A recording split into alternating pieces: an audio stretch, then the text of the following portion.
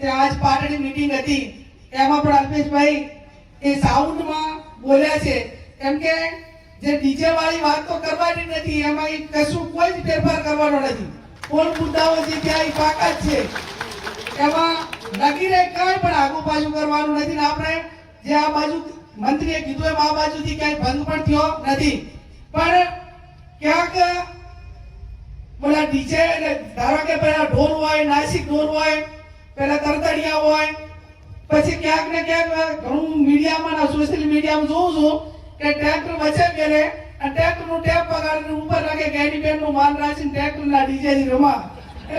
એટલે આપણે બંધ કરાવવાના પેલા રસ્તા તો કંઈક નાના નાના નીકળી રહ્યા છે, પણ જાહેરમાં વોઇસ ને બીજા માટે હેરાનગતિ અને વધારે પડતા વોઇસના કારણે કે એની બધીઓ એનામાં જે આપણને દહેશત હતી એ ક્યાંક ને ક્યાંક ન થાય એના માટે કે આ બાબતમાં બધા જ આગેવાનો કરે છે એ રીતે કડકાઈ રાખવાની છે.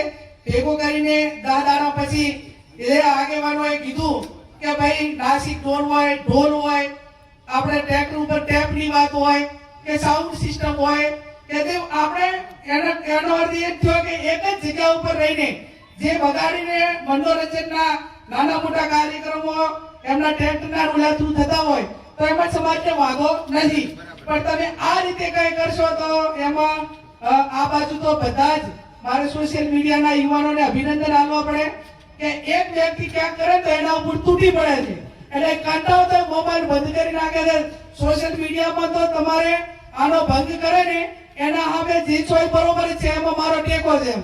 પછી એની સામે કોઈ ટીકા કરનારું કે એને કંટ્રોલ કરનારું ન હોય તો બીજો આ બાબતમાં પ્રયત્ન કરે. એટલે એ બાબતમાં કોઈ પ્રયત્ન ન કરે એના માટે કરીને સોશિયલ મીડિયા જે એક્ટિવ છે, જે સારી ભાષામાં જ આપણે એની સાથે જે કઈ કોમેન્ટ કરો કે જે કઈ કરવાનું હોય પણ સારી ભાષા. હું તો અભિનંદન આપું છું આ સમાજને કે તમે બંધારણ કર્યું એના પછી 6 કે 7 સમાજે બંધારણ કર્યું અને 6-7 સમાજોએ આ ડીજેનો મુદ્દો તો પહેલા નંબરમાં લીધો છે. એટલે આજે એક ઠાકોર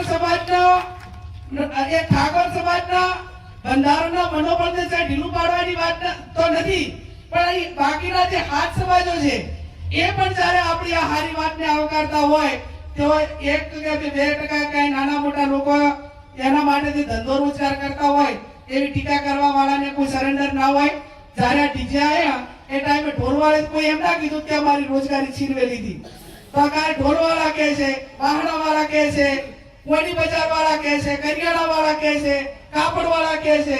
એટલે આ બાબતમાં જે હવે બજેટ 2026 નું પાસ થઈ ગયું એ હત્યાવી પહેલા આ બજેટમાં હું વ્યક્તિગત રીતે સમાજ વતી કહું છું કે કાંઈ ફેરફાર થવાનો નથી. ગુજરાત અને દેશની તમામ માહિતીથી અપડેટેડ રહેવા માટે જોડાયેલા રહો કલ તક 24 ન્યૂઝ સાથે.